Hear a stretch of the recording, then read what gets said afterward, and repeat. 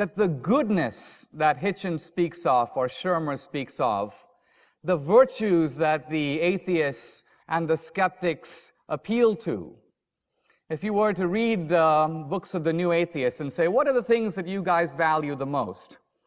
They would say, well, we value the idea of the individual. We value the idea of dissent.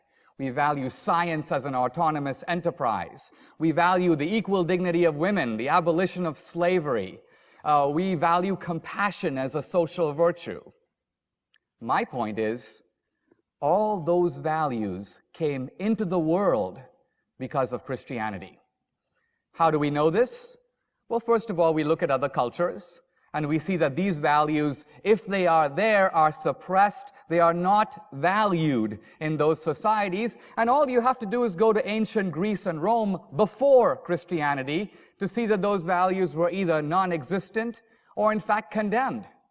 Compassion, for example, is not on Aristotle's list of virtues.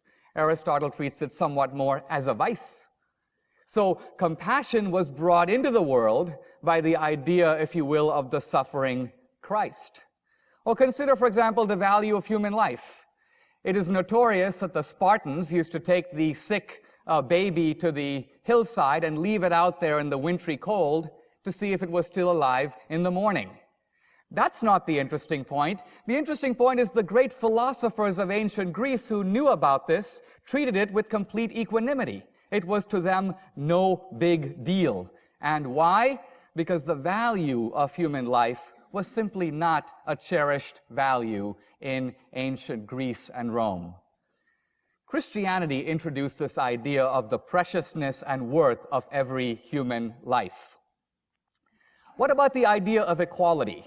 The atheist philosopher Nietzsche condemns it. He says it's a Christian invention, and that's why he's against it. What's he talking about? Sam Harris, in his book, The End of Faith, blames the Christians. He says the Christians bear a heavy responsibility for slavery. In our last debate, Michael Shermer said the Christians are latecomers to the movement to get rid of slavery. But I want to point out that slavery was, for millennia, a universal institution. Slavery had no defenders. It didn't need them. It had no critics. It was kind of like the family, taken for granted. Christianity began the first anti-slavery movement the world has ever known. Many people think this began in the modern age. Nonsense.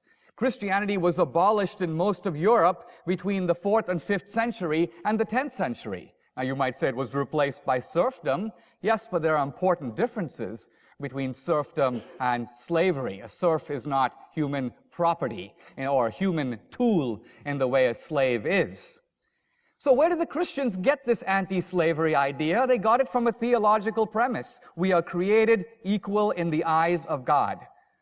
And this idea, which was for centuries a theological insight, was given a political translation. If we are created equal in the eyes of God, no man has the right to rule another man without his consent.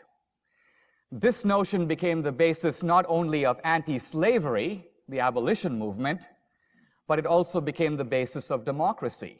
If you think, what is the core principle of representative democracy? It's simply, no man has the right to rule another without consent. So the point I'm trying to make here is that Christianity is the root and core of many of the central institutions and values that even secular people cherish. And what that means is that if you have an historical appreciation, even if you're not a believer, you say, at least I should have some respect. I can appreciate the role of Christianity in forming the values that even I live by.